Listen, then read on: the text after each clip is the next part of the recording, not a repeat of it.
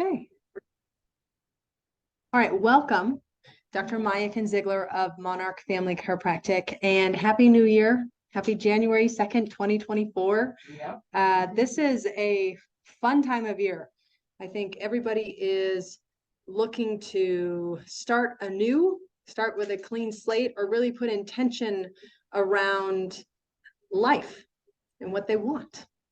And as we start this year, this first workshop, one of the reasons that Dr. Kristen and I do this workshop is because we really want to elevate your thinking. We want you to critically think when it comes to your health and well-being. And how the workshops are outlined through this year, the first Tuesday of every month are core chiropractic topics. So we're talking about sick care versus healthcare tonight. The second week is spinal hygiene. So next week we're talking about, strong backs. But there's really a layout and it's done with intention. And tonight, when we're talking about our healthcare and what we choose to do in terms of investing in our bodies and our health, I think it's a great starting point in terms of the conversation we're having around 2024 and how you're going to invest in you. Okay. And healthcare versus sick care. I'm going to be going through, I'm pulling a couple slides from a couple different workshops because I think we first need to define health. What is health? If we really want to experience health care, then my hope is that you are utilizing in your life and in the healthcare world modalities that build in health. So let's first start with this slide here where we're defining what it is to be healthy. And I start with this stat. In 2018, there was a study done out of the University of North Carolina, and they found 88% of the United States adult population was at risk for chronic disease. Okay. And that number has jumped up to around 94% since then. Now, chronic disease, the umbrella of what falls under chronic disease, that's heart disease and high blood pressure, high cholesterol, that's cancer, that's obesity. Those are lifestyle managed diseases. And when we're seeing these numbers, that means we need to start looking in the mirror and saying, okay, what am I going to do differently to change the outcome? Because if we want the standard American lifestyle, we want to live the standard American trajectory and what we can experience in life and the possibilities, then, we can do what we always do. But if you want something different, it demands something different. And so that means if you go to the second bullet there, only 12% of the US population, and it's close to 6% now, meet metabolic health defined by optimal blood pressure, blood sugar, HDL cholesterol, body mass, and triglyceride levels without resorting to medications. So what is health? This is my list. This is how I defined health. It's how we eat. It's how we move. It's how we think. It's how we sleep. It's our level of hydration, the quality of water we consume, how connected we are in our community. Are we doing work to heal past trauma? Do we live with and on purpose? Do we practice daily joy, gratitude? Do we celebrate? Do we laugh and find joy? Are we breathing in clean air? And in the chiropractic world, are we living subluxation free? Does our brain have a good, healthy, free, clear connection and signaling from our body to fully integrate our experience? So when you think about health care, your health care should be designed, this is my definition, should be designed to address your health in some way. Okay, that makes sense. And I like this slide. Chronic disease, is it the bad guy? because we really like our labels and we really want to point out the bad guy. And again, chronic disease is how our body's expressing health. Okay. And we have to look at the stress in our body that contribute to a chronic diseased state. And our founder said there was really three components of that: thoughts, traumas, toxins, the three T's. Thoughts, or the emotional stress; traumas, or the physical stress; toxins, or the chemical or nutritional stress. So if one of these in this list is contributing to a chronically diseased state, then you need to address that. If you're sitting for 10 hours a day, and we know that is not a healthy state to be in for intense periods of time, then we need to get you out of sitting. We need to get movement throughout your day. If that is the trauma or the physical stress that's contributing to your, experience. Mm-hmm. Right? So we need to really start dialing in and looking at within to see what is the stressor that's contributing to my current state. How long are you going to be there? So bring your keys in. Let me just check here. There we go. It's mute. There we go. So next, I'd like to actually go to a different PowerPoint. So we're talking about healthcare. We have to really understand, let me see. There we go. Let's exit out of this one. And let's go to this one. We've got to understand how we're viewing our bodies and health care. So I love this story. This is conjoined twins, Dasha and Masha, out of Russia. And there were terrible experiments run on these girls. Terrible. Because they wanted to expose and see, when introduced to stress, how did these girls in a conjoined body adapt and respond. What's interesting about these two is that they share a circulatory system, a digestive system, an excretory, lymphatic, endocrine, and skeleton system. They share all of those. Those are very common. But what's separate is they have two separate brains and spinal cords and columns.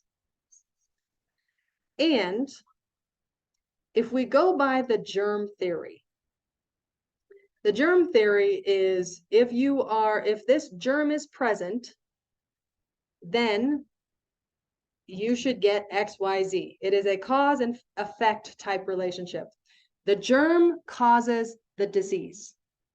You get the germ, you get the disease. But what's interesting about Masha and Dasha is that they were two very different individuals in terms of how they experienced and expressed health, even though they shared all of these other systems. Dasha was short-sighted, and she tended to get sick more frequently than Masha. Masha smoked. She had a healthier constitution.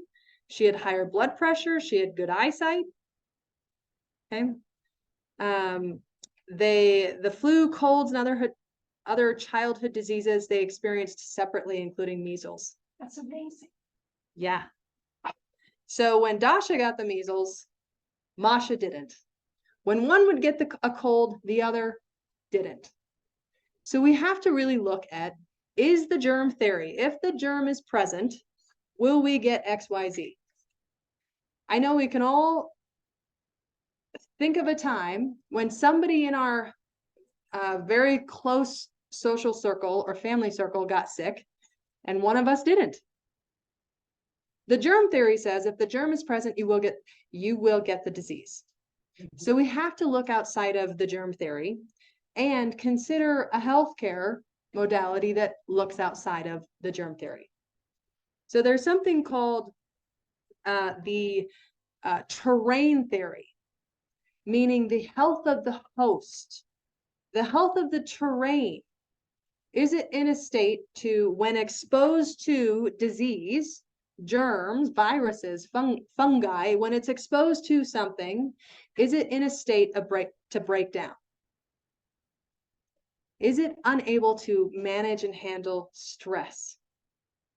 Or is it more resilient, more adaptable, that it can handle viruses, bacteria, fungi, can handle it, and you have a healthy immune system that takes care of it? So that's where I want you to start thinking in terms of your body. Do you have a healthy terrain? Because would you agree that germs have a negative connotation to it? Yeah, like, ooh, germs are bad. I mean, the human body, you can see, well, you can't see, you online can see my notes. The human body is made up of 95% microbes. Okay. Germs is just a negative word for microbes, but it's bacteria. So the human body is made up of 95% microbes.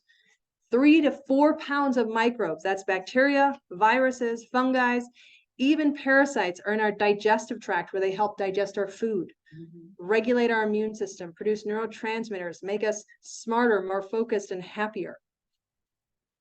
Microbes, if you are in the conversation around the microbiome and the importance of having a diverse, healthy microbiome, is vitally important for the health of our human being, of each and every one of us. And we each have our own diverse microbiome and microbes, that are different. If you live closely with another person, you probably share a similar microbiome. Okay, so when it comes to healthcare versus sick care, I want you to start thinking about your body differently and the world around you differently. Because germs, which we are told are bad, are actually a part of everyday life and are vital to live life. If we take away the germ or the microbe, we're talking about, again, if you go to the microbiome conversation, there's a lot of concern around losing good, healthy bacteria. The diversity that we once had, we've lost that because we've been so focused on cleanliness and this kind of stuff. Hand sanitizer, right? We're using hand sanitizer wherever we go because, God forbid we get exposed to germs. God forbid we pass something on. But when we are so focused on cleaning and getting rid of the good stuff, then we do a disservice to ourselves. Sorry.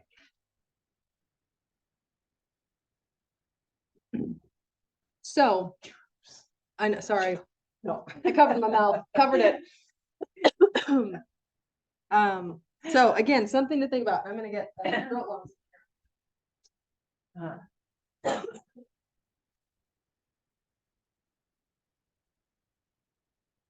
So this is where I'm gonna end with our workshop here.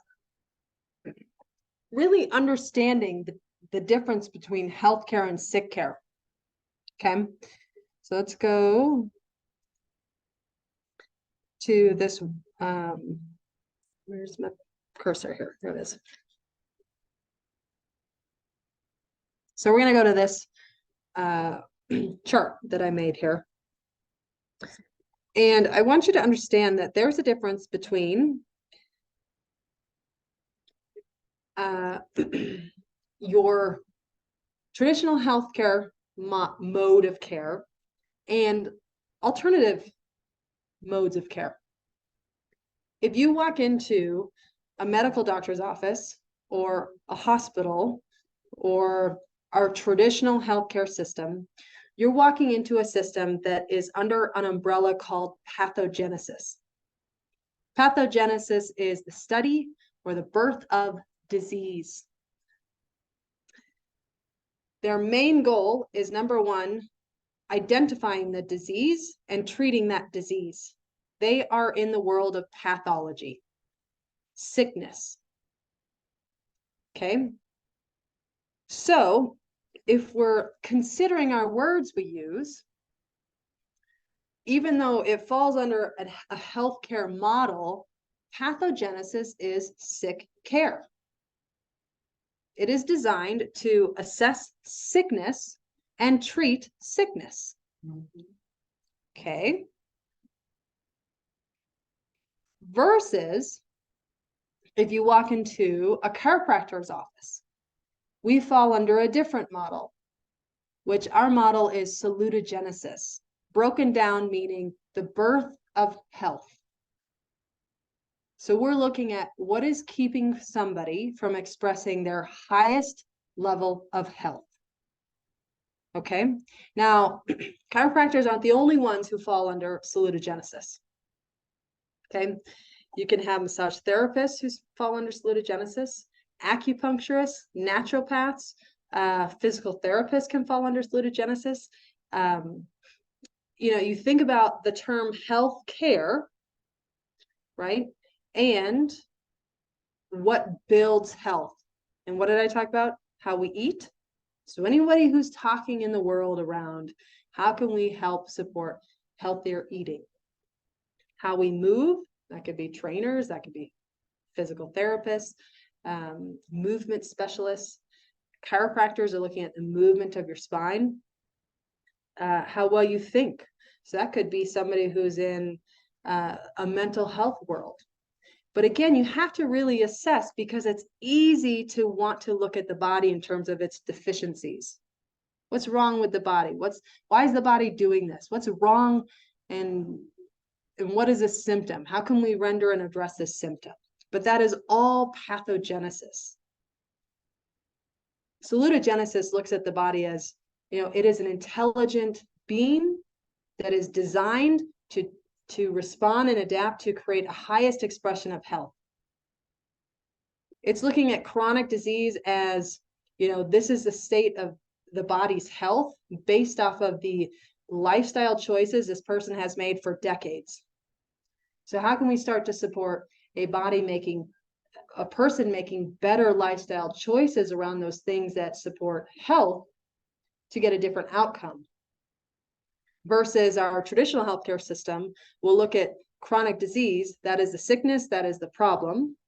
Let's focus on blood pressure, getting the blood sugar in the right, range. And we're doing that from an outside-in approach through medications.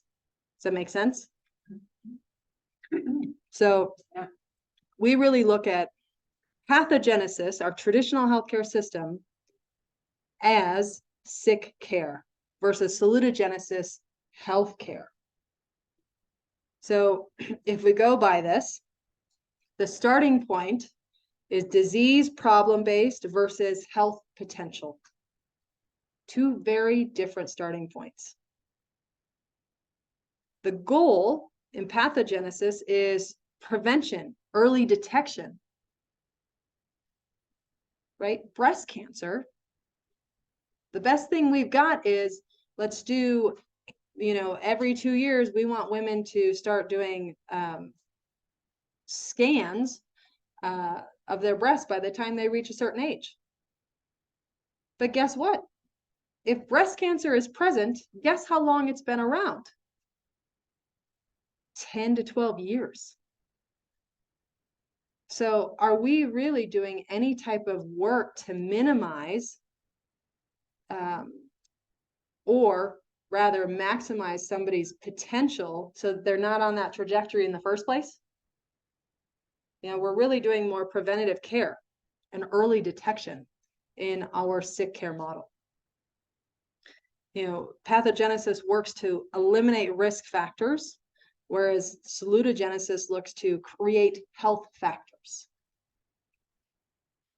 So again, with chiropractic and how the body was designed, we look at the brain as it was the #1 organ to form in utero, and from the brain came every cell, organ, gland, tissue in the body. Only thing fully encased in bone. So where the brain gets its information is through all sensory input. Okay, what we feel, what we taste, what we hear, how we move, And if there's any type of information that's interrupted, information not coming in, great. Therefore, information out, not great. That's all symptoms. It's our body's way of telling us there's something going on. If it's a headache, in our sick care system, we say there's something wrong with you. Let's give you some medication. You feel better. We minimize the impact, and we send you on your way. We're saying there's something is wrong, and you need something from the outside to fix it. Your body is wrong. But I have something for you. And so where do you put your trust? Where do you put all of your hope into something outside of you? And you start believing that something's wrong with your body in a sick care model. Guess what? Your body was not designed to be sick. You are designed to be healthy. You are designed to live in a vibrant state for a very long time. We have just been inserted into the sick care model, and there's so much sickness around us that we just think, oh, we're getting older. This is just how it is. Well, I'm not as bad as that person, so I'm doing better. Right?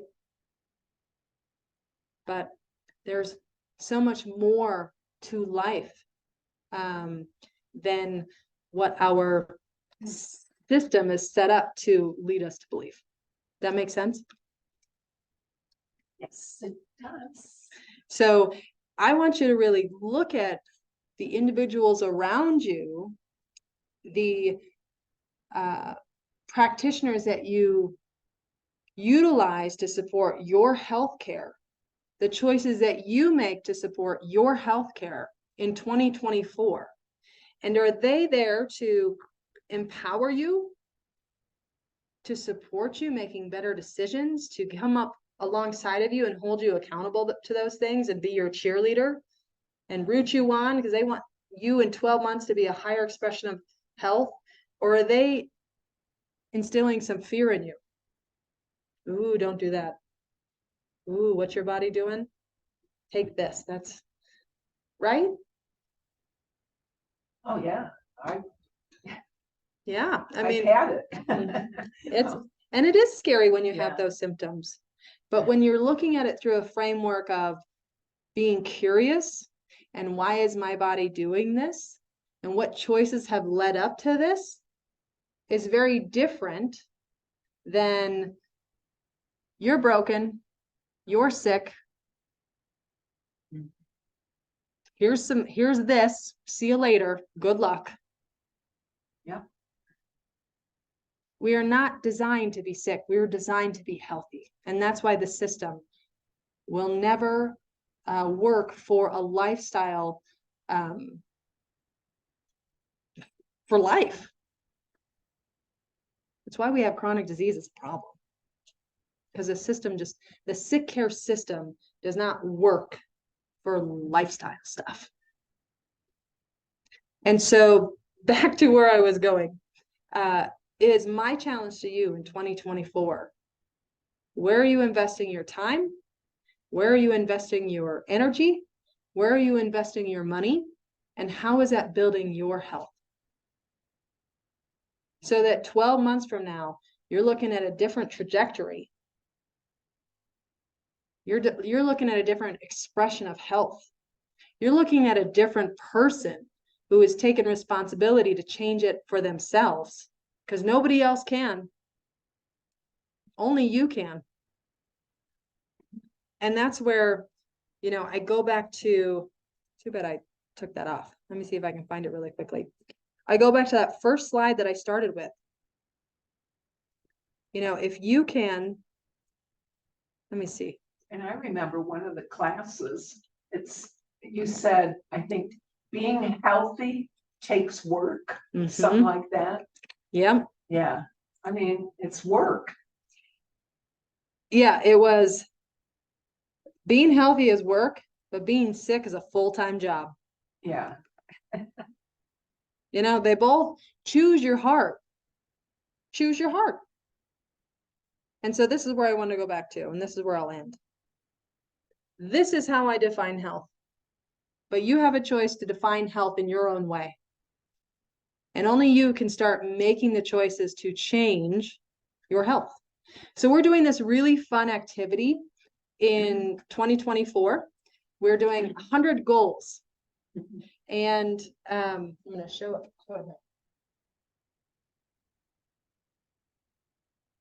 So some people think 100 goals. No. There's the sheet. It's right up front by Jesse and Kayla. 100 goals. There's no way I can come up with 100 goals. Well, if you sit down and do this activity and you are intentional around it, and you think about in what category do I want to focus on? I do want to focus on, my personal health, my financial wealth, my romantic relationship, my purpose and life vision, my spiritual life, my character. We've got 12 different categories we've listed. But if you take one of these and fill it out, you can do 100 goals, you can do 50, you can do 75. You bring it back to us and we will drop it in the mail at the end of the year. And you can look back on, oh, how did I do? What types of intentions did I set up for myself, whether it's more physical related or life related? And I tell you, doing this exercise is going to challenge you to really start to see, oh, what are the things that really drive me? What are my desires? Where are my focuses? And if you choose to do this, I think you'd get a lot out of it. So if you fill this out, it could be all 100, could be 50, could be 30. It's not ours, it's yours. So somebody said, oh, that's so small, I can't write on it. Well, there's a back page too, you can take multiple. Doesn't matter to us. This is yours, not ours. Oh my God.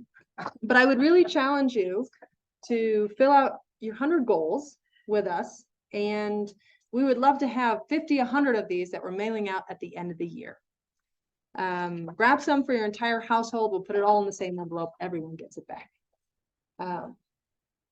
But anyway, I really appreciate that you're here, starting your year off with us. This is my why here. This is why I do what I do, so that this one here has a mom who can support her for as long as I can. So anyway, thanks for being here with us tonight. I appreciate it. And I look forward to engaging with you here over the next year with us. Yeah. So Dr. Mike and Ziegler of Monarch Family Chiropractic, and we'll see you next week.